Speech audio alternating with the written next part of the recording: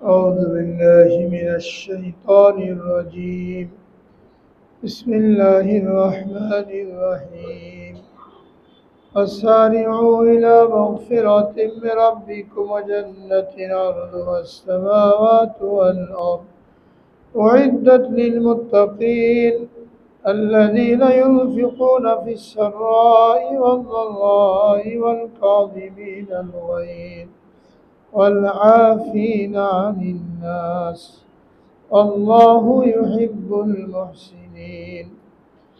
والذين إذا فعلوا فاحشة أو ظلموا أنفسهم ذكروا الله فاستغفروا لذنوبهم ومن يغفر الذنوب إلا الله ولم يصروا على ما فعلوا وهم يعلمون. صدق الله العظيم وصدق رسوله النبي الكريم ونحن على ذلك من الشاهدين والشاكرين. الحمد لله رب العالمين. الحمد لله. সূরা আলে ইমরানের 133 নম্বর আয়াত থেকে তেলাওয়াত করা হলো। গত সপ্তাহে যেটা আলোচনা হয়েছিল তারই পরবর্তী অংশ, যে আল্লাহ রাব্বুল আলামিন আমাদেরকে দুনিয়াতে পাঠানোর পরে আমরা যেন দুনিয়া এবং আখিরাতের সফলতা অর্জন করতে পারি, এবং আমাদেরকে দুনিয়াতে পাঠানোর যে উদ্দেশ্য, যে টার্গেট এবং লক্ষ্যবস্তু আমাদেরকে নির্ধারণ করে দিয়েছেন, সেই পর্যন্ত আমরা যেন পৌঁছতে পারি, এর জন্য যা যা করণীয়, যে পথ অবলম্বন করার দরকার, এটা আল্লাহ রাব্বুল আলামিন কোরআনে পাকের মধ্যে আমাদেরকে জানিয়েছেন। আর রাসূল আকরাম সাল্লাল্লাহু আলাইহি ওয়াসাল্লাম হাদিসের মাধ্যমে তার ব্যাখ্যা আমাদের সামনে তুলে ধরেছেন। প্রতিটি মুহূর্তে আমাদেরকে যেটা চিন্তার মধ্যে রাখতে হবে, সেটা হলো আমরা জন্মের পর থেকে মৃত্যুর দিকে এগিয়ে চলেছি। প্রতিটি মুহূর্ত, প্রতিটি দিন, প্রতিটি সপ্তাহে আমরা কবরের নিকটবর্তী হচ্ছি। বয়স বাড়ছে, দিন চলে যাচ্ছে, আমরা কবরের কাছাকাছি চলে যাচ্ছি। এই করতে করতে এক সময় কবরে চলে যেতে হবে, যেটা আমাদের প্রথম গন্তব্য, প্রথম স্টেশন। একজন মানুষের সাথে হাসরের ময়দানে কি আচরণ করা হবে, পুল সিরাত সে কিভাবে পার হবে, তার জন্য জান্নাতের ফয়সালা হবে না জাহান্নামের ফয়সালা হবে, এটা নির্ভর করবে কবরে তার সাথে কি আচরণ করা হবে। কবর থেকে সে বুঝতে পারবে। একজন আসামি যখন গ্রেফতার হয়, রিমান্ডে নেওয়ার আগে, মূল মামলায় নেওয়ার আগে হাজতে রাখা হয় 1 দিন, 2 দিন, 3 দিন। সেখানে তার সাথে যে আচরণ করা হয়, এর দ্বারা সে বুঝতে পারে পরবর্তী ধাপগুলো কেমন যাবে। তো কবর, এটা হলো আমাদের সে হাজতখানা।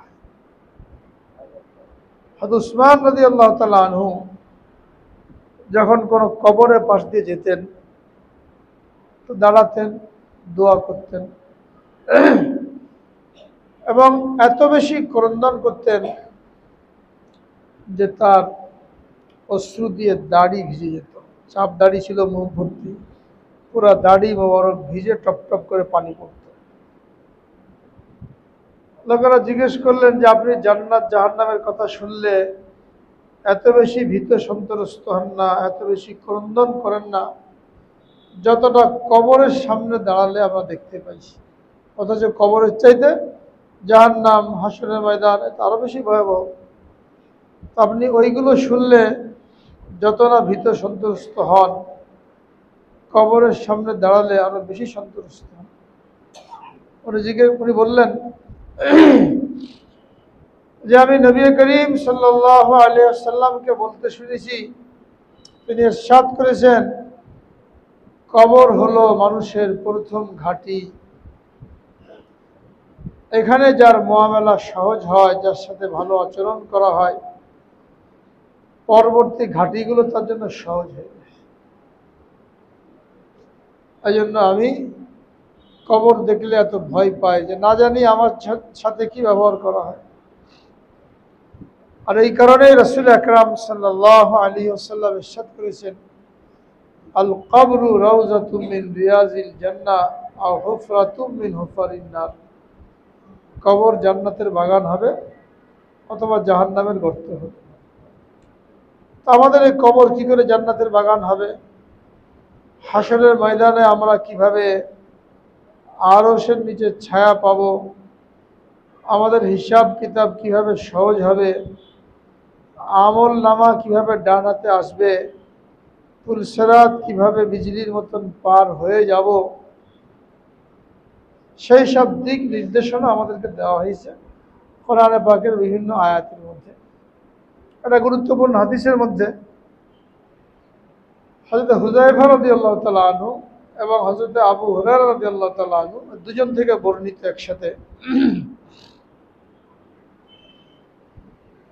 তারা বলেন, একদিন রাসূলুল্লাহ সাল্লাল্লাহু আলাইহি ওয়াসাল্লাম আমাদেরকে নসিহত করলেন, আখিরাতের কথা বললেন। আমানতদারি এবং আত্মীয়তার হক রক্ষা করা কত জরুরি, এটা বুঝাতে যে আমাদেরকে বললেন যে হাসরের ময়দানে যখন সমস্ত মানুষ একত্রিত হবে, হিসাব কিতাব তখনও শুরু হয় নাই। হাসরের ময়দানে ভয়াবহ অবস্থা, মাথার উপরে সূর্য, দরদর করে শরীর ঘামছে, গায়ে কোনো কাপড় নাই, পায়ে কোনো জুতা নাই। যে অবস্থায় মায়ের পেট থেকে দুনিয়াতে আসছিল, এই অবস্থায় হাসরের ময়দানে উঠানো হবে। শরীরে কোনো কাপড় থাকবে না, পায়ে কোনো জুতা থাকবে না, মানুষ ঘামের মধ্যে হাবুডুবু খাবে।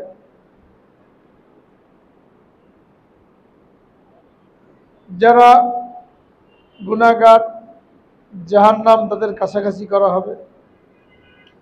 যারা নেককার, জান্নাত তাদের কাছাকাছি করা হবে। লোকেরা হযরত আদম আলাইহিস সালামের কাছে যাবে, যে বলবে, আপনি আমাদের আদি পিতা, হাসরের ময়দানের ভয়াবহ অবস্থা, আপনি আমাদের জন্য আল্লাহর নিকট সুপারিশ করুন যেন আল্লাহ তাআলা আমাদেরকে এই অবস্থা থেকে মুক্তি দান করেন। আদম আলাইহিস সালাম বলবেন, আমি একটা ভুল করেছিলাম, যে ভুলের কারণে আজকে তোমরা দুনিয়াতে গেছো, দুনিয়া থেকে আসছো।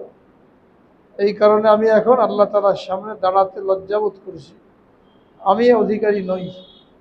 তোমরা হযরতে ইব্রাহিম আলাইহিস সালামের কাছে যাও, তিনি আল্লাহর খলিল, আল্লাহর প্রিয় পাত্র।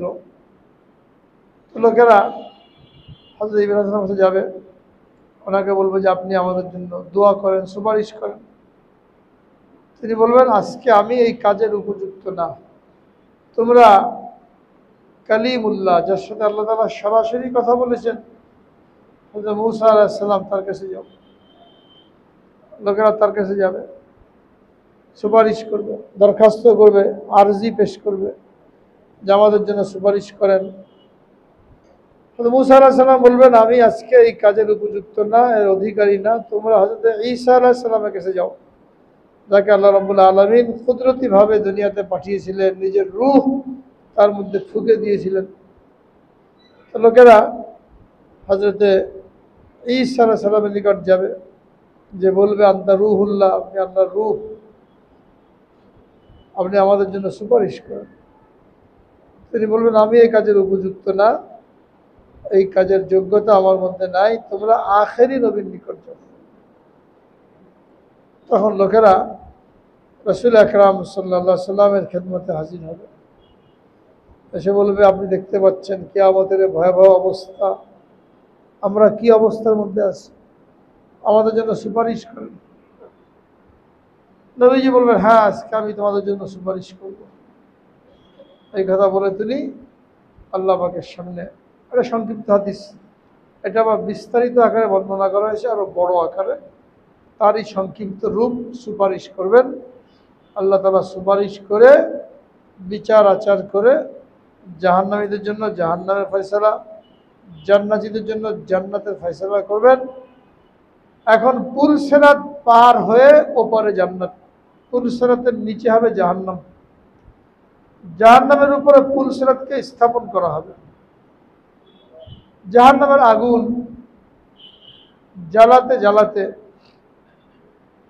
ঘোর অন্ধকার, প্রথমে 1000 বছর জাহান্নামের আগুনকে প্রজ্বলিত করা হয়েছে, ওটা লাল টকটকে হয়েছে।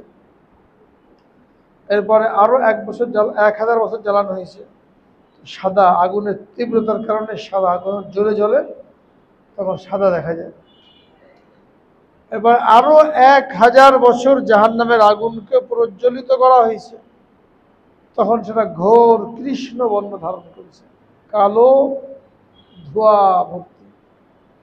জাহান্নামীরা নিজেদের হাত দেখার জন্য চোখের কাছে নিয়ে আসবে, তাও হাত দেখতে পারবে না, এমন কালো।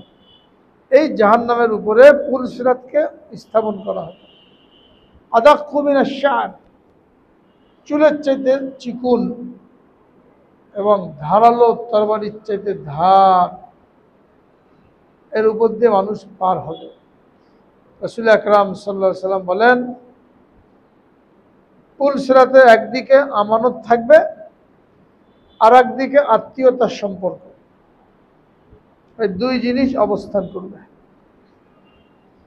মানুষ পুল সিরাত পার হতে থাকবে, প্রথম দল বিদ্যুতের গতিতে পার হয়ে যাবে। আবু হুরায়রা জিজ্ঞেস করেন, রাসূলুল্লাহ, বিদ্যুতের গতিতে পার হওয়ার কি অর্থ? বলেন, দেখুন আসমানে বিদ্যুৎ চমকায়, মুহূর্তের মধ্যে গায়েব, এই আসে এই নাই, বিদ্যুৎ চমকালো শেষ 2 সেকেন্ডের মধ্যে। এরকম বিদ্যুতের গতিতে পুল সিরাত পার হয়ে যাবে। এর পরের দল বাতাসের গতিতে পার হয়ে যাবে। এর পরের দল দৌড়াবে, জোরে দৌড়ে পার হয়ে যাবে। এরপরে একদল আস্তে আস্তে হেঁটে হেঁটে পার হবে। এরপরে একদল নিতম্বের উপরে ভর করে ক্ষত বিক্ষত হয়ে পার হতে থাকবে। দুদিকে রেলিং থাকবে, রেলিং এর মধ্যে আংটা লাগানো থাকবে, ধারালো আংটা, বড়শির মতো। যাদের জন্য জাহান্নামের ফয়সালা, যখন পার হতে থাকবে ও আংটাগুলো লম্বা হয়ে ওকে আঁকড়ে ধরবে, শরীরের মধ্যে ঢুকে বিদ্ধ করে জাহান্নামে নিক্ষেপ করবে। এই সময় পুল সিরাতের দুই দিকে আত্মীয়তার সম্পর্ক এবং আমানত, এই দুই জিনিস থাকবে। যদি কেউ আমানতে খেয়ানত করে থাকে, আমানত থেকে টেনে ধরবে, যারা আমানতে খেয়ানত করেছে জাহান্নামে নিক্ষেপ করবে। যদি কেউ আত্মীয়তার সম্পর্ক ছিন্ন করে থাকে, এই আত্মীয়তার সম্পর্ক তাকে টেনে ধরবে, পুল সিরাত পার হতে দেবে না। আত্মীয়তার সম্পর্ক অত্যন্ত কঠিন, স্পর্শকাতর। কথায় কথায় নষ্ট করলাম, সম্পর্ক ছিন্ন করলাম, এটা মারাত্মক গুনাহ। যখন আল্লাহ রাব্বুল আলামিন আত্মীয়তার সম্পর্ককে ছিন্ন করলেন, সৃষ্টি করলেন, তো আত্মীয়তার সম্পর্ক আল্লাহর নিকট পানা চাইলো যে আপনি তো আমাকে সৃষ্টি করলেন, কিন্তু লোকেরা তো আমাকে নষ্ট করবে, সম্পর্ক নষ্ট করে আমার হক নষ্ট করবে। আল্লাহ তাআলা বলবেন, তুমি কি এতে রাজি নও যে তোমাকে জুড়বে আমি তাকে আমার সাথে জুড়বো, আর যে তোমাকে ছিন্ন করবে আমিও তাকে আমার রহমত থেকে বিচ্ছিন্ন করে দেবো? তখন এই আত্মীয়তার সম্পর্ক রাজি আছে, আমি রাজি আছি। এই জন্য আত্মীয়তার সম্পর্ক যে জুড়বে, আল্লাহ তাআলা তাকে নিজের রহমতের সাথে জুড়বেন, যে ছিন্ন করবে তাকে রহমত থেকে বিচ্ছিন্ন করবে। দুনিয়াবি কোনো কারণে, ব্যক্তিগত কোনো কারণে, যেটা আমরা করি সাধারণত, কথা কাটাকাটি, রাগারাগি, একটা জিনিস চাইলাম পেলাম না, এই সমস্ত কারণে আত্মীয়তার সম্পর্ক ছিন্ন করা হয়। এই কারণে আত্মীয়তার সম্পর্ক ছিন্ন করা জায়েজ নেই। দুনিয়াবি কারণে, ব্যক্তিগত কারণে কেউ যদি আত্মীয়তার সম্পর্ক ছিন্ন করে আর এই অবস্থায় 3 দিন পার হয়ে যায়, সম্পর্ক বহাল না করে, ক্ষমা না চায়, আর আল্লাহ না করেন এই অবস্থায় তার মৃত্যু হয়ে যায়, তাহলে তার জন্য সোজা জাহান্নামের ফয়সালা। নামাজ, কালাম, ইবাদত, বন্দেগী এগুলো কোনো কাজে আসবে না। আত্মীয়তার সম্পর্ক ছিন্ন করেছে। কোরআনে পাকের মধ্যে আল্লাহ রাব্বুল আলামিন বলেছেন, আত্তাকুল্লাহাল্লাযী তাসাআলুনা বিহি ওয়াল আরহাম, হে লোক সকল, তোমরা আল্লাহকে ভয় করো আত্মীয়তার সম্পর্ক রক্ষা করার ক্ষেত্রে। আল্লাহকে ভয় করো। আল্লাহ তাআলা কিন্তু ওয়াদা দিয়ে দিয়েছেন, ছিন্ন করলে আল্লাহর রহমত থেকে বিচ্ছিন্ন হয়ে যাবে। শুধুমাত্র দ্বীনি কারণে সম্পর্ক ছিন্ন করা যায়। ভাই বেরাদার আছে, ভাগ্নে ভাগ্নি আছে, আত্মীয় স্বজন আছে, নামাজ কালাম করে না, নাফরমানির মধ্যে লিপ্ত, বিভিন্ন উল্টাপাল্টা কথাবার্তা বলে, ইসলাম সম্পর্কে খারাপ মন্তব্য করে, সুন্নত সম্পর্কে বাজে মন্তব্য করে, মানুষের হক নষ্ট করে, বললে উল্টে ধমক দিয়ে, অনেক লোক আছে না, এতিমের মাল খায়, বললে বলে শোনে না। এই সমস্ত কারণে কারোর সাথে যদি সম্পর্ক ছিন্ন করা হয়, এটা পছন্দনীয়, এটা আল্লাহর জন্য হয়েছে, আল্লাহর জন্য হয়েছে। বাড়িতে অনুষ্ঠান, আমাকে দাওয়াত দিল না, আমি কেন জানলাম না, কেন দাওয়াত দিল না, কেন সরাসরি বললো না, অন্যকে কেন পাঠালো, তার সম্পর্ক ছিন্ন। হ্যাঁ, বিয়েতে দাওয়াত দেয় নাই, মুসলমানিতে দাওয়াত দেয় নাই, আরও বিভিন্ন কারণে একটা জিনিস চাইলাম পেলাম না, এটা ব্যক্তিগত কারণ। এই সমস্ত কারণে সম্পর্ক ছিন্ন করা যাবে না। সুবিধা অসুবিধা থাকতে পারে মানুষের, আর অনুষ্ঠান হচ্ছে, টার্গেট করেছে 10 জনকে দাওয়াত দেবে, আপনি সে লিস্টের মধ্যে নাই, তো আপনাকে দাওয়াত না দিয়ে সে কোনো গুনাহ করে নাই, কিন্তু আপনি সম্পর্ক ছিন্ন, আমি কেন দাওয়াত পেলাম না, বা দাওয়াত আপনি দাওয়াত দিলেন ছেলের বিয়েতে, মেয়ের বিয়েতে, গিফট নিয়ে আসলো না, এক পেট খেয়ে গেল, কিছু দিয়ে গেল না, খালি হাতে আসলো, এই জন্য কথাবার্তা বন্ধ, এরকম আছে নাকি বলেন? হ্যাঁ, এই কারণে সম্পর্ক ছিন্ন, এগুলো নিষেধ। তো আত্মীয়তা একদিকে থাকবে, এই সমস্ত কারণে যে সম্পর্ক ছিন্ন করেছে, এই আত্মীয়তা তাকে টেনে ধরবে পুলসিরাতের গোড়ায়। আর একদিকে আমানত থাকবে, আমানতের খেয়ানত করা হলে এই আমানত তাকে ছাড়বে না। দুনিয়া থেকেও জানতে পারে নাই আপনি কি করলেন, কোথায় আমানতের খেয়ানত করলেন, কিন্তু এখানে সব সংরক্ষিত থাকবে। আমানত 2 প্রকার, একটা কথার আমানত, একটা জিনিসের আমানত। কেউ কোনো কিছু রাখলো আপনার কাছে বা আপনার কাছে পায়, এটা পাওনাদারকে যথাযথ পৌঁছে দেওয়া, এটাকে বলা হয় আমানতের হেফাজত করা। 500 টাকা রেখেছিল, আপনার কাছে আমানত থাকলো, নষ্ট না করে পৌঁছে দিলেন। বাপ মারা গেছে, বড় ভাই, ছোট ভাই বোনের হক, বাপের সম্পত্তি, বড় ভাইয়ের কাছে আমানত, এইগুলো সবাইকে সমান সমান ভাগ করে পৌঁছে দেওয়া, না দিয়ে নিজে আত্মসাৎ করলো, জাল দলিল করলো, আত্মসাৎ করে নিল, এটা আমানতের খেয়ানত। কোনো কথা কাউকে বলেছে, ভাই কথাটা আপনার কাছে আমানত, কারোর কাছে বলেন না, ওই কথাটা ফাঁস করে দিল, এটা কি হলো? আমানতের খেয়ানত হলো। মজলিসের মধ্যে মাশওয়ারা হচ্ছে, 4-5 জনের বসে মাশওয়ারা হলো যে আমরা আমাদের মধ্যেই কথাটা সীমাবদ্ধ থাকবে, অন্য কেউ না জানে, এদের মধ্যে কেউ একজন অন্যকে জানিয়ে দিল, এটা আমানতের খেয়ানত। ইন্নাল্লাহা ইয়া'মুরুকুম আন তুআদ্দুল আমানাতি ইলা আহলিহা।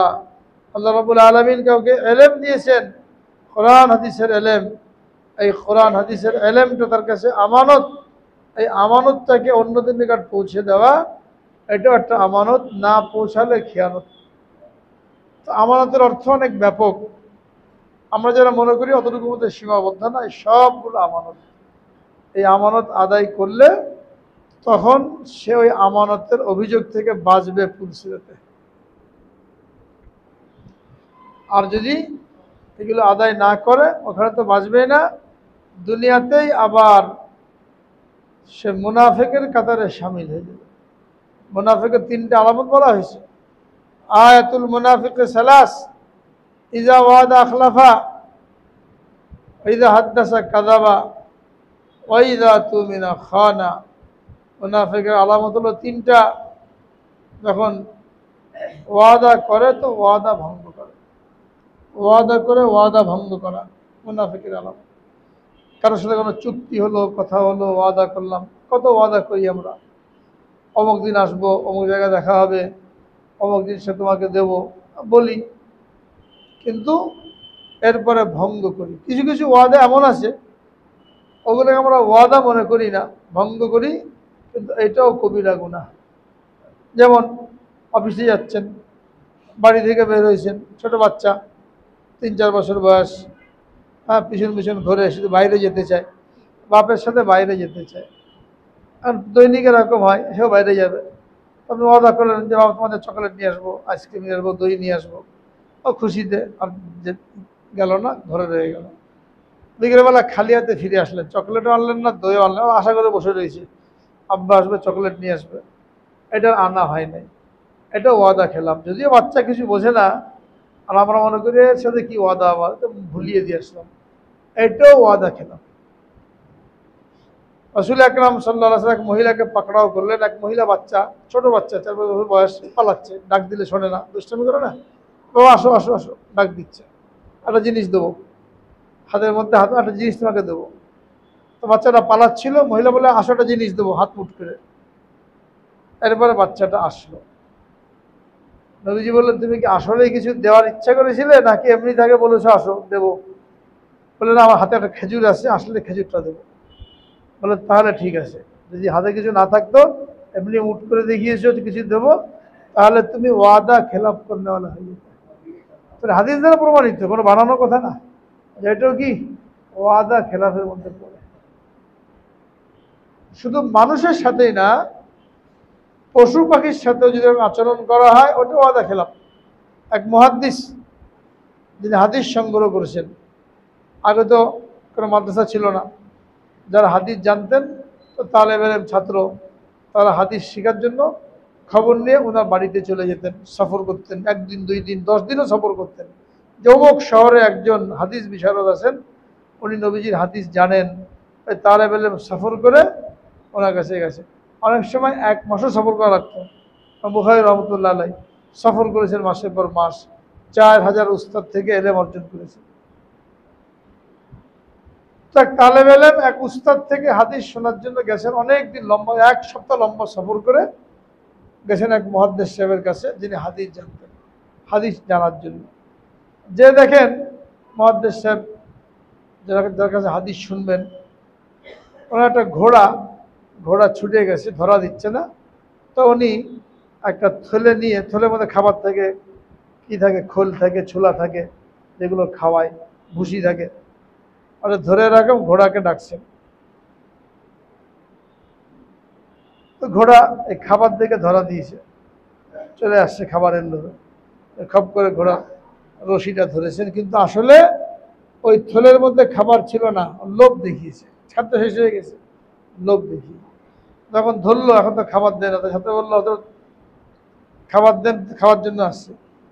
বললেন আমি তো এমনি থলেটা দেখিয়েছি ধরার জন্য। এই অবস্থা দেখে ওই ছাত্র, যে 1 সপ্তাহ সফর করে হাদিস শোনার জন্য গেছে, ওনার থেকে হাদিস গ্রহণ করে নাই।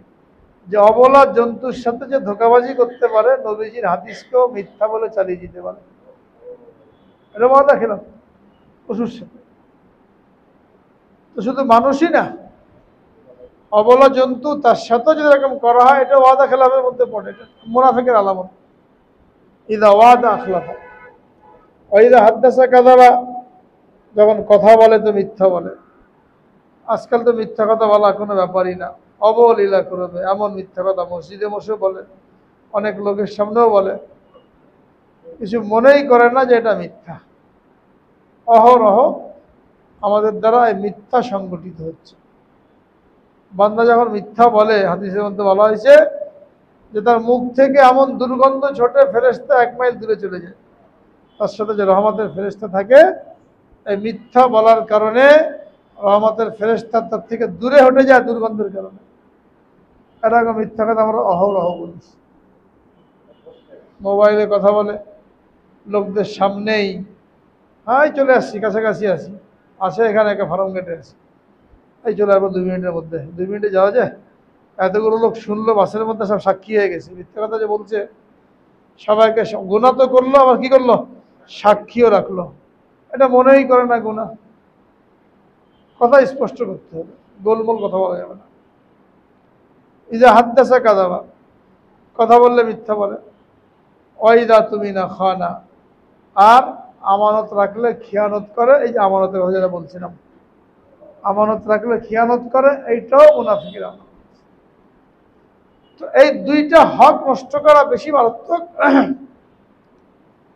যে হিসাব নেওয়ার সময় তো অন্য অন্য বিষয়গুলো হিসাব নেওয়া হবে, আর এই দুই জিনিসের হিসাব সর্বশেষ মুহূর্তে যদি কোনো রকমে পার পেয়েও যায়, হাসরের ময়দানে যে পুলসিরাতের কাছে যে ধরা খেয়ে যাবে। যেরকম ইমিগ্রেশন পার হতে হলে অনেকগুলো ধাপ পার হওয়া লাগে, এই ধাপগুলো পার হয়ে এরপরে যে প্লেনে উঠতে পারে, বর্ডার পার হতে পারে। এক জায়গা থেকে পার হয়ে গেছে, আর এক জায়গায় আটকে দিয়েছে, ওখান থেকে পার হয়েছে, আর এক জায়গায় আটকে দিয়েছে, ভয়ে থাকে। হাসরের ময়দানে ঘাঁটি থাকবে বিভিন্ন, পার হতে হতে একসময় এইখানে যে আটকে যাবে, পুলসেরাতে উঠেও আটকে যাবে। ওই যে কালালিপ, আংটা বড়শির মতন, এইগুলো টেনে ধরবে। তো এইগুলো থেকে বেঁচে থাকা, এটা হলো আখিরাতের জন্য প্রস্তুতি, জান্নাতের জন্য প্রস্তুতি। যেটা আয়াতের মধ্যে বলা হয়েছে, ওয়াসারিউ ইলা মাগফিরাতিম মির রাব্বিকুম, তোমরা তোমার রবের মাগফিরাতের দিকে ধাবিত হও। ওয়া জান্নাতিন আরদুহাস সামাওয়াতু ওয়াল আরদ, আর ওই জান্নাতের দিকে ধাবিত হও যার চওড়াই আসমান থেকে জমিন পর্যন্ত, বিস্তৃতি লম্বাই কত, এটা কল্পনা করার মতো কোনো জিনিস মানুষের নিকট নাই। এই জান্নাতের প্রস্তুতি নেওয়ার জন্য আল্লাহ রাব্বুল আলামিন পাঠিয়েছেন। কি করলে প্রস্তুতি হবে সেগুলো বলে দিয়েছেন। কাদের জন্য বানিয়েছেন? উইদ্দাত লিল মুত্তাকিন, এই জান্নাত বানানো হয়েছে মুত্তাকিনদের জন্য। তো লাইন বলে দিয়েছেন, তাকওয়া অবলম্বন করো তাহলে তোমার জন্য জান্নাত। তাকওয়া কাকে বলে? আল্লাহর ভয় অন্তরের মধ্যে এমনভাবে পয়দা করা যে কেউ দেখুক আর না দেখুক, কোনো আইন কানুন আওতায় পড়ুক আর না পড়ুক, জেল জরিমানা ভয় থাকুক আর না থাকুক, শুধুমাত্র আল্লাহর ভয় তাকে নাফরমানি থেকে, গুনাহ থেকে, চুরি ডাকাতি থেকে, জিনা ব্যভিচার থেকে বিরত রাখতে সক্ষম। এরকম ভয় অন্তরের মধ্যে পয়দা হওয়া, এটাকে বলা হয় তাকওয়া। এক কথায় অন্তরে আল্লাহ তাআলার ভয় এমনভাবে পয়দা হওয়া যে এই ভয় তাকে বাধ্য করবে আল্লাহর নাফরমানি থেকে বিরত থাকতে, আল্লাহর হুকুম পালন করতে। কারো ভয় না, কারো ভয়ে সত্য কথা বললাম, কারো ভয়ে চুরি করলাম না, কারো ভয় দিয়ে কোনো কাজ হবে না, শুধুমাত্র আল্লাহর ভয়। এটাকে বলে তাকওয়া। এই তাকওয়া যার মধ্যে থাকে তাকে বলে মুত্তাকি, বাংলায় বলে পরহেজগার, আরবিতে হলো মুত্তাকিন।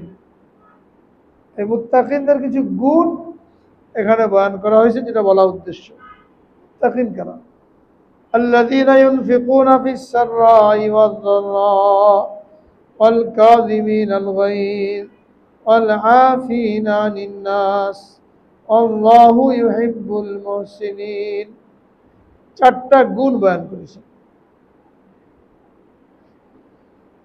আমি মুত্তাকিন কিনা নিজে দাবি করলে হবে না, এই গুণগুলি আমার মধ্যে পাওয়া যেতে হবে। চারটা গুণ বয়ান করা হয়েছে, যেটা নিয়ে ধারাবাহিক আলোচনা হবে ইনশাআল্লাহ। আজকে একটা আলোচনা হবে আল্লাযীনা ইউনফিকুনা ফিস সাররাই ওয়াদ দাররা। এক নম্বর গুণ, যারা আল্লাহর দেওয়া সম্পদ থেকে আল্লাহর জন্য খরচ করে, সুখে দুঃখে, সচ্ছলতায় অসচ্ছলতায়, অর্থাৎ দান সদকার মধ্যে অগ্রগামী। দান সদকা করতে সে দ্বিধাবোধ করে না, কেউ চাইলে হাত পাতলে ফিরিয়ে দেয় না, যতটুকু পারে পুরা করার জন্য চেষ্টা করে। ফুর্তিতে আসি, মনটা ভালো, অনেক দিয়ে দিলাম, মনটা খারাপ দিলাম না, বা টাকা পয়সা আছে পর্যাপ্ত দিলাম, টানাটানি চলছে তো দিলাম না, এরকম না। ইউনফিকুনা ফিস সাররাই ওয়াদ দাররা, সুখে দুঃখে, সচ্ছলতায় অসচ্ছলতায়। অনেক পরিমাণ দেওয়া কোনো জরুরি না। একটু সচ্ছল, কোটি টাকার মালিক, তার জন্য 1,00,000 টাকা দান করা। অসচ্ছল 100 টাকার মালিক, তার জন্য 1 টাকা দান করা। এই 1 টাকা 1,00,000 টাকার সমান। এটা মনে না করা যে আমার তো টাকা কম, 100 টাকা আছে কি দেবো, 100 টাকা থেকে 1 টাকা দিলেই ওই কোটিপতির 1,00,000-এর মতন সব। অথবা মনটা খুব ভালো, একটা আশা পুরা হয়েছে, খুব দান করলাম, আশা পুরা হলো না, আশা করেছিলাম, তো এখন আর হাত পাতলে গরিব মিসকিন বা কেউ চাইলে আর কিছু পকেট থেকে বের হয় না, এরকম। এটা মুত্তাকিনদের গুণ। যে অবস্থানে তারা রাখেন ওই অবস্থায় খরচ করা। এই জন্য আল্লাহ রাব্বুল আলামিন যেখানেই খরচ করার কথা বলেছেন, তারা জানেন যে বান্দাকে লোভ দিয়ে সৃষ্টি করা হয়েছে। আল্লাহ রাব্বুল আলামিন বলেন, মানুষের মধ্যে লোভ দিয়ে মানুষকে সৃষ্টি করা হয়েছে। লোভ থাকবেই, স্বভাবগত, জন্মগত। একজন কোটিপতি মানুষ, তাকেও যদি আপনি কিছু হাদিয়া দেন, তার কাছে এটা কোনো ব্যাপারই না কেনা, কিন্তু পেলে খুশি হবে। খুশি হবে না? পেলে সবাই খুশি হয়। তো আল্লাহ রাব্বুল আলামিন যেখানে দান করার কথা বলেছেন, সেখানে কি বলছেন? অমিম্মা রাযাকনাহুম ইউনফিকুন, আমি তাদেরকে যে রিজিক দিয়েছি এখান থেকে তারা খরচ করে। স্মরণ করিয়ে দিয়েছেন, আমি যে তোমাদেরকে দান করার জন্য বলছি, এটা মনে করো না যে আমার মাল আমি যেখানে মন চায় ব্যয় করবো, মন চাইলে করবো, না চাইলে না করবো, অন্য কেউ বলার কে, এরকম মনে করো না। তাহলে তো কারুনের কাতারে সামিল হয়ে গেল। কারুন এই কথা বলছিল, আমার মাল যা মন চায় করবো, তুমি চাও আর কি। মুসা আলাইহিস সালাম জাকাত চেয়েছিলেন, জাকাত দাও। ওনারা জাকাত দেবো মানে আমি কষ্ট করে কামাই করলাম, আমার মাল, তুমি ট্যাক্স চাও মালের মধ্যে। জাকাত দিতে অস্বীকৃতি জানিয়েছিল। এটা যেন কেউ মনে না করে দান করার সময় যে এতগুলো টাকা পকেট থেকে চলে গেল আমার, এটা চিন্তা করে যেন মন খারাপ না হয়। এই জন্য বলছেন, আমি তোমাকে যে রিজিক দিয়েছি এখান থেকে খরচ করো, তোমার না, আমি দিয়েছি। আমি যখন দিলাম তোমার খরচ করতে অসুবিধা করছে। আমার কাছে 500 টাকা দিয়েছে, এবার 500 টাকা আপনি গরিব মিসকিনকে দিয়ে দেবেন। এখন দেওয়ার সময় মনটা খারাপ, এতগুলো টাকা চলে যাচ্ছে, লোকেরা কি বেয়াকুব বলবে না? এটা আপনাকে দিয়ে গেছে একজন দেওয়ার জন্য, আপনার খুশি হওয়া দরকার যে আমি জায়গা মতন দিতে পারলাম। আল্লাহ তাআলা আমাকে আপনাকে দিয়েছেন, জায়গা মতন দিতে পারলে খুশি হওয়া দরকার। কিন্তু আমরা খুশি না হয়ে বেজার হই, এতগুলো টাকা চলে গেল। এই বেজার যেন না হই, মন খারাপ যেন না হয়, এই জন্য যেখানে দান করার কথা বলেছেন ওখানেই মনে করে দিয়েছেন, আমি তোমাকে যে রিজিক দিয়েছি এখান থেকে খরচ করো। এবং এই খরচটা কবে করতে হবে তাও বলে দিয়েছেন। ওয়ানফিকু মিম্মা রাযাকনাকুম মিন ক্বাবলি আন ইয়াতিয়া আহাদাকুমুল মাউত ফায়াকুলা রাব্বি লাউলা আখারতানি ইলা আজালিন করিব ফাআসাদদাকা ওয়া কুম মিনাস সালিহিন। আল্লাহ রাব্বুল আলামিন বলেন, বান্দা, আমি তোমাকে যে রিজিক দিয়েছি এখান থেকে তুমি খরচ করো মৃত্যু আসার আগে। মৃত্যু চলে আসলে আর খরচ করার কোনো সুযোগ নাই, সব পড়ে থাকবে অবস্থায়, সব পড়ে থাকবে। মৃত্যু আসার আগে খরচ করো। কারণ আমরা কেউ জানি কবে মৃত্যু আসবে? কাউকে বলে দেওয়া হয়েছে? তাহলে কোন আশায় বসে আছি? লাখ লাখ টাকা নিয়ে বসে রয়েছি, কারুনের ধনের মতন আগলে রেখেছি, ব্যাংকে ফেলে রেখে দিয়েছি, ঘরের মধ্যে রেখে দিয়েছি, খরচ করি না। অনেক বখিল তো এমন আছে নিজের জন্য খরচ করে না। হ্যাঁ, ঘরের জন্য খরচ করা দরকার, ছেলে পেলে বিবি বাচ্চা ভালো বাজারঘাট করবে, ভালো কাপড় চোপড় কিনবে, নিজে একটু ভালো থাকবে, একেবারে দেখলে মনে হয় কিছুই নাই, ফকির, অথচ লাখ লাখ টাকার মালিক। হাদিসের মধ্যে আসছে, আল্লাহ যদি কোনো বান্দাকে নেয়ামত দেন তো নিয়ামতের বহির প্রকাশ বান্দার উপরে দেখতে চান। আল্লাহ তাআলা ধনী বানিয়েছেন, আপনি নিজেকে গরিব বানিয়ে রাখলেন, ছেঁড়া ফাটা জামা গায়ে দিয়ে, ঘরে বাজারঘাট নাই, ভাবটা এমন আমি কি অসহায়, টাকা পয়সা নাই। এটা না শুকরি। অপচয় করা নিষেধ, বড় লোকে ভাব দেখারও নিষেধ, কিন্তু নিজেকে আবার গরিবের মতন উপস্থাপন করা এটাও নিষেধ।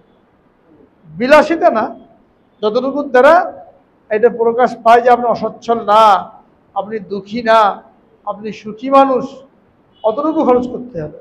বেশি দরকার না, বেশি হলে আবার ইসরাফ হবে, অপব্যয় হবে, শয়তানের ভাই হয়ে যাবে।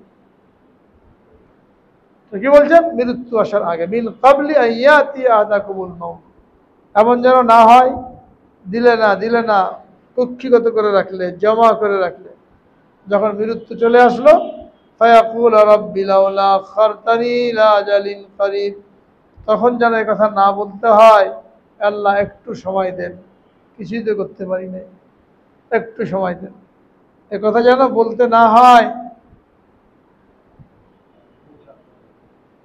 ওয়ালা ইউআখিরুল্লাহু নাফসান ইযা জাআ আজালুহা, নির্ধারিত সময় যখন আসবে কাউকে এক মুহূর্ত সুযোগ দেওয়া হবে না যে তুমি দান সদকা করে আসবে। নবীজিকে জিজ্ঞেস করা হয়েছিল আইয়ুস সাদাকাতি আফজাল, কোন দান সদকা উত্তম? নবীজি বললেন আনতা তাসাদ্দাকা ওয়া আনতা সাহিহুন ওয়া শাহীহুন, তুমি দান করবে এমন অবস্থায় যে তুমি সুস্থ এবং মালের প্রতি তোমার আকর্ষণ আছে, সুস্থ লাগতে পারে যে কোনো মুহূর্তে, মালের প্রতি লোভ আছে। যখন অসুস্থ হয়ে পড়লো, বিছানায় পড়ে গেল, আর বাঁচার আশা নাই, কে খাবে, এখন দান করতে শুরু করেছে, অমুক মাদ্রাসায় এত, মসজিদে এত, অমুক 1 লাখ, অমুক 2 লাখ। নবী আকরাম সাল্লাল্লাহু আলাইহি ওয়াসাল্লাম বলেন, বিছানায় পড়ে গেল আর এর জন্য অত, ওর জন্য অত বরাদ্দ করতে শুরু করলো, এটা গ্রহণযোগ্য না। এখন আর মাল তার নাই, যখনই মরজে মৌতের মধ্যে পড়ে গেল, যে মরজ থেকে আর বাঁচার আশা নাই, তো মাল হাতছাড়া হয়ে গেছে।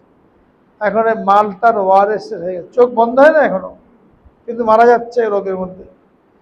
এই মাল আর তার নাই, এটা আর একজনের মাল হয়ে গেছে। তিনি বলছে এত টাকা অমুককে, অত টাকা অমুককে, এই মাল তো তোমার নাই, আর একজনের হয়ে গেছে।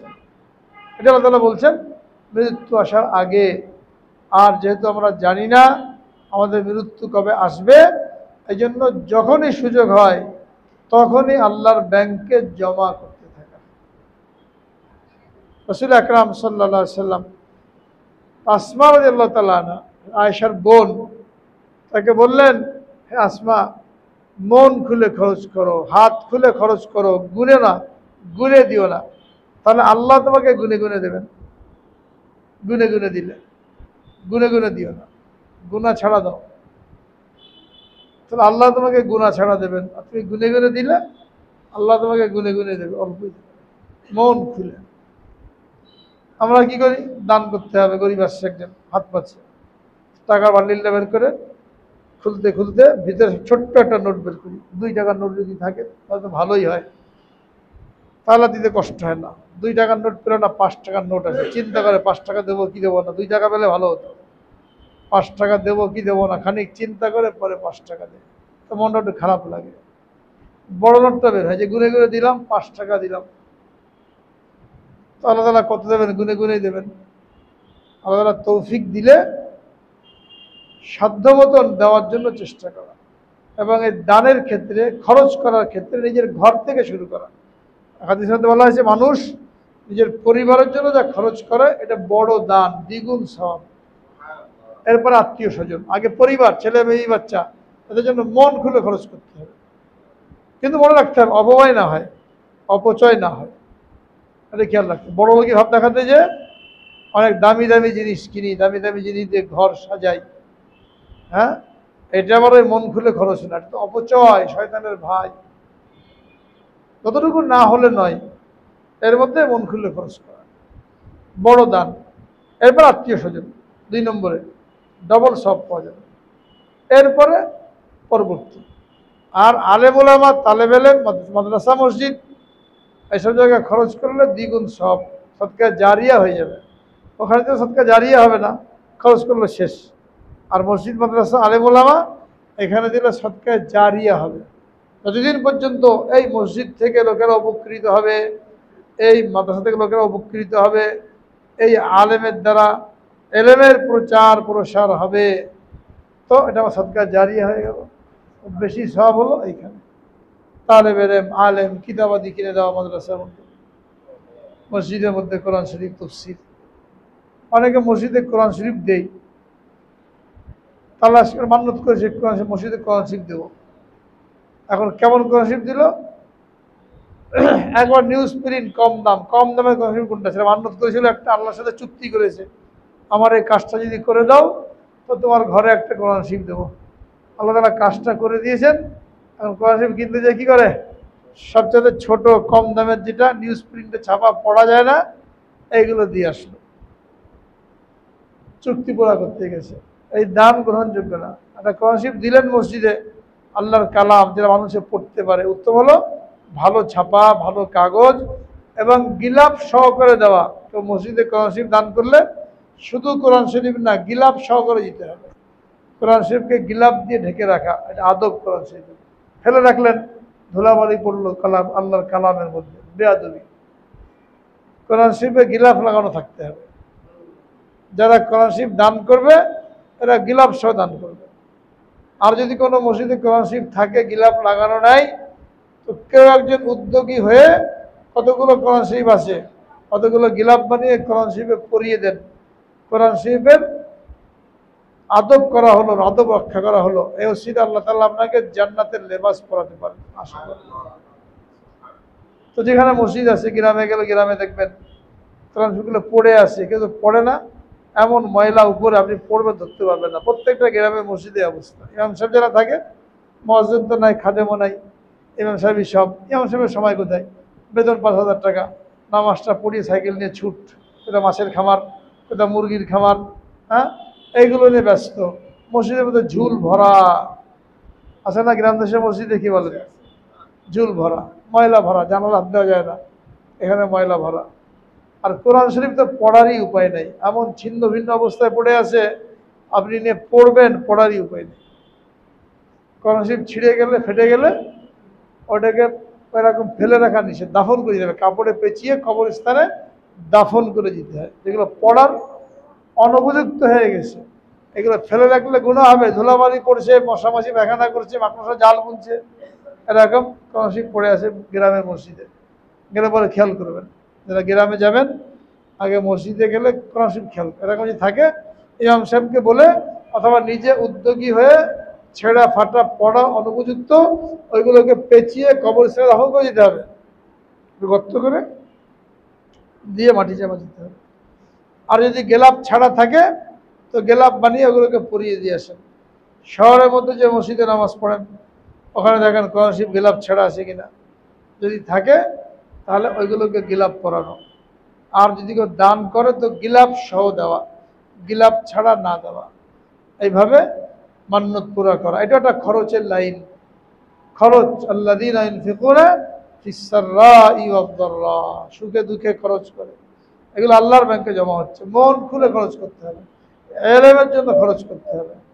খরচের মধ্যে সবার আগে হলো নিজের পরিবার, এরপরে আত্মীয় স্বজন, আর সদকা জারি হিসেবে গণ্য হবে যেটা মসজিদ মাদ্রাসা দ্বীনের কাজের জন্য খরচ করা হবে। অন্যায় অপচয় হারাম পথে খরচ করলে এটা হিসাব দিতে হবে। কিয়ামতে যে 5টা প্রশ্ন করা হবে তার মধ্যে একটা হলো মাল কোন পথে কামাই করেছিলে, এটা হিসাব দিতে হবে। মাল কোন পথে ব্যয় করেছিলে, এটা হিসাব দিতে হবে। তো যেটা হারামের মধ্যে, অপব্যয়ের মধ্যে, অপচয়ের মধ্যে নষ্ট করলাম, ওটা হিসাব দিতে হবে না? কি হিসাব দেবো? ওখানে হিসাব দেওয়ার কোনো ভাষা থাকবে না। তো দেখা যায় ওই হিসাবে আটকে যে অন্যান্য আমলগুলো আমার কোনো কাজে আসলো না। এই জন্য মুত্তাকি, এদের যে 4টা গুণ বলা হয়েছে, এখানে অনেক গুণ আছে, অন্য জায়গায় অনেক গুণ বলা হয়েছে, এখানে 4টে গুণ বলা হয়েছে। এই 4টে গুণে প্রথম গুণ হলো আল্লাহ তাআলা যাই কিছু দিয়েছেন, সচ্ছল হোক অসচ্ছল হোক, ধনী হোক গরিব হোক, সুখী হোক দুঃখী হোক, মনটা ভালো থাকুক বা খারাপ থাকুক, সর্ব অবস্থায় দান করার সুযোগ আসলে, খরচ করার সুযোগ আসলে খরচ করতে থাকা, এটা আল্লাহর ব্যাংকে জমা হচ্ছে। আল্লাহ তাআলা বলেন, ওয়া আহসিন কামা আহসানাল্লাহু ইলাইক ওয়া লা তানসা নাসিবাকা মিনাদ দুনিয়া ওয়া আহসিন কামা আহসানাল্লাহু ইলাইক। তোমাকে আমি দুনিয়াতে যে অংশ দিয়েছি, মাল সম্পত্তি, এর থেকে তোমার আখেরাতের অংশ নিতে তুমি ভুলে যাও না। আখেরাতের অংশ নিতে ভুলে যাও না। কিভাবে নেবে? আল্লাহর ব্যাংকে জমা করতে হবে, দুনিয়ার ব্যাংকে না। দুনিয়ার ব্যাংকে জমা করলে তো এখানেই পড়ে থাকবে, হয় ব্যাংক দেউলিয়া হয়ে যাবে অথবা নিজে মারা যাবে, ওই টাকাটা কোনো কাজেই লাগবে না। কত লোকের টাকা ব্যাংকে পড়ে রয়েছে, তুলতে পারে নাই, মারা গেছে, নমিনি নাই, কাউকে জানাই নাই, চেক বই দস্তখত নাই, হ্যাঁ, মারা গেছে, টাকাগুলো শেষ, কোনোই কাজে লাগে না। সবসময় চিন্তা করা দরকার যে আমার কোথায় কত টাকা আছে। এই মুহূর্তে মারা গেলে এই টাকাটার খোঁজ কে জানে, এই টাকাটা কে পাবে, কোনো ব্যবস্থা করে রাখা, খাতার মধ্যে লিখে রাখতে হবে যে এটা কার নামে করা আছে, কে পাবে, চেক বইয়ে দস্তখত করে রাখা, বিকাশ টিকাশ থাকলে পিন নম্বর কাউকে জানিয়ে রাখা বা লিখে রাখা, যেন এগুলো মার না যায়, মার গেলে কোনোই কাজে লাগলো না। খরচ করলাম না আখেরাতের জন্য, দুনিয়ার ব্যাংকে রেখে গেলাম, এটা উল্টা আমার জন্য আযাবের কারণ হবে। এই জন্য বলছেন যা তোমার আছে এখানে তুমি খরচ করো। ইত্তাকিন নার ওয়ালাউ বিশিক্কি তামরাতিন, হাদিসের মধ্যে বলা হয়েছে যদি খেজুরের একটা অংশ দিয়েও হয় তবুও তুমি জাহান্নাম থেকে বাঁচার জন্য চেষ্টা করো। অর্থাৎ জাহান্নাম থেকে বাঁচার জন্য 10 লাখ দেওয়া কোনো জরুরি না। একজনে একটা খেজুরের মালিক, তখন যদি খেজুর ছিল অর্ধেক নিজে খেলো, অর্ধেক দান করলো। এখন একটা রুটির মালিক, হ্যাঁ, 2 পিস পাউরুটি আছে, গরিব একজন আসছে, খেতে পারে না, কিছু দেন আমাকে, হ্যাঁ, তাকে 1 পিস দাও, নিজে 1 পিস খাও, এটাও অর্ধেক খেজুর দেওয়ার মতো। কত টাকা পয়সা নষ্ট করি খাওয়ার মধ্যে, হোটেলে গেলে কত অপচয় নষ্ট হয়, অথচ দেখা যায় কত মানুষ, হ্যাঁ, খেতে পাচ্ছে না, বাচ্চাকে অসহায় অবস্থায় আছে।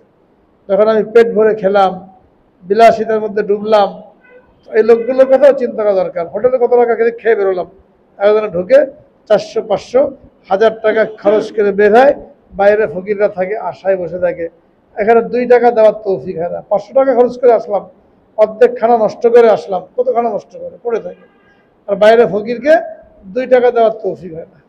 এসে আবার সিগারেট ধরাবে, আবার চা খাবে, আবার পান খাবে, আরও 50 টাকা খরচ, কিন্তু ফকিরকে 2 টাকা দিতে পারলাম না।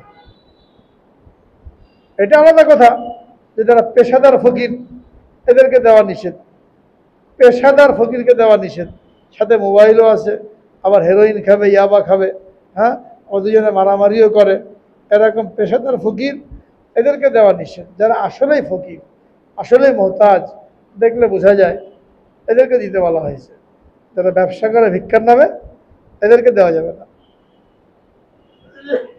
ভিক্ষার নামে ব্যবসা করে শহরের মধ্যে বেশি দেখা যায়। তো মোট কথা হলো আল্লাহ রাব্বুল আলামিন আমাকে আপনাকে যা কিছু দিয়েছেন, যে পরিমাণ দিয়েছেন, ওখান থেকেই আনুপাতিক হারে খরচ করা, এটা মুত্তাকি হওয়ার একটা গুণ এবং জাহান্নামের আগুন থেকে বাঁচার একটা বহুত বড় মাধ্যম। এটা আমরা মনে রাখি, আমল করার জন্য চেষ্টা করি। আল্লাহ পাক সকলকে তৌফিক দান করেন। বাকি যে গুণগুলি আছে এগুলো ইনশাল্লাহ আস্তে আস্তে আলোচনা হবে।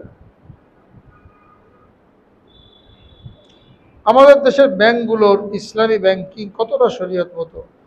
বিশেষ করে ইসলামী ব্যাংকে টাকা রেখে লাভ নেওয়া, কোনো প্রয়োজনে ঋণ নেওয়া জায়েজ আছে কিনা? ইসলামী ব্যাংক তো পুরোপুরি আমাদের দেশে নাই, ওই তরিকা মতন মানে না, নামে ইসলামী ব্যাংক কিন্তু পরিপূর্ণ ইসলামী ব্যাংকিং নাই। 2-4টা ব্যাংকের সম্পর্কে এমনি বলা হয় যে এখানে অন্যগুলোর তুলনায় ভালো, আর এমনি গতানুগতিক যে ইসলামী ব্যাংকগুলি আছে ওগুলো অন্য অন্য সুদী ব্যাংকের মতনই।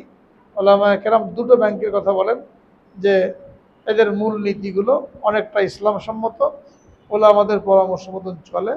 একটা হলো আল আরাফা ইসলামী ব্যাংক, একটা শাহজালাল ইসলামী ব্যাংক, এই 2টো কথা বলা হয়। আর বাকি যেগুলি আছে এইগুলো সব নাম কেউ আসতে, বিশেষ করে এটা ইসলামী ব্যাংক সর্বপ্রথম। এখানে তো পুরোপুরি সুদী কারবার, এটা আপনি নিজেও বুঝতে পারবেন যখন ঋণ আনতে যাবেন, লোন আনতে যাবেন, যে শর্তগুলো লাগাবে, দেখা যাবে এই শর্ত আর ওই সোনালী ব্যাংক, রূপালী ব্যাংক এদের মধ্যে কোনো পার্থক্য নেই। এই জন্য এখানে টাকা জমা রেখে লাভ নেওয়ার কোনো সুযোগ নেই। যদি হেফাজতের জন্য রাখতে হয় তো মূল টাকাটা তুলে নেবেন, আর যে লাভটা আসবে এটা পরে সবের নিয়ত ছাড়া গরিব মিসকিনকে দিয়ে দিতে হবে। আর ব্যবসা বাণিজ্যের জন্য যে লোন নেওয়া লাগে ব্যাংকে, যদি সুদ দেওয়া লাগে, তখন তালাশ করতে হবে কোনো ব্যাংকে এই অতিরিক্ত দেওয়া ছাড়া শুধু যে খরচ লেনদেন করতে হলে কাগজপত্রের জন্য তারা যে খরচ নেই, এই খরচটা নিয়েই আমাকে লোন দেবে, কাজটা করে দেবে, তাহলে সেখানে যোগাযোগ করতে হবে। বা একান্ত যদি লাগেই তো হার কোন জায়গায় কম তালাশ করলে পাওয়া যাবে। কোনো কোনো ব্যাংকে আছে এরকম, শুধু এরা ওই খরচটা নেই, লোকবল এ ধরনের যে খরচগুলো আছে অতিরিক্ত কোনো কিছু দেওয়া লাগে না, এটা তালাশ করে ওখান থেকে নিলে অনুমতি আছে। তালাশ না করে, তাহাকিক না করে বাস যেখানে আমি সুবিধা পেলাম নিয়ে নিলাম, এরকম যেন না হয়। সর্ব অবস্থায় সুদ থেকে বাঁচার জন্য চেষ্টা করতে হবে। একান্ত ব্যাংকের সাথে না জড়াতে পারলে ভালো। তাদের ব্যবসায়িক প্রয়োজনে বাড়ি ইত্যাদি করার জন্য জড়ানো লাগে, তারা দেখবেন যে সুদ থেকে বাঁচা যায় কোন জায়গা, কোন কোন শর্ত, এবং ওইগুলো ওলামাদের সাথে আলাপ করতে হবে। আপনি যে শর্তে লোন আনতে যাবেন, শর্তগুলো কি কি দিল, এটা কোনো আলেমের সাথে বসে, কোনো মুফতির সাথে বসে জানতে হবে যে আমাকে এই শর্ত দিয়েছে, এই শর্তে আমি লোন নিতে পারবো। এক কথা তো বলা যাবে না, তো দেখলে তখন বলা যাবে। তো যারা লেনদেন করবেন তারা ওই শর্তগুলো কোনো আলেমের সাথে পরামর্শ করে এরপরে জানবেন যে আমার জন্য এখান থেকে লোন নেওয়া যায় না কিনা। আল্লাহ তাআলা আমল করা।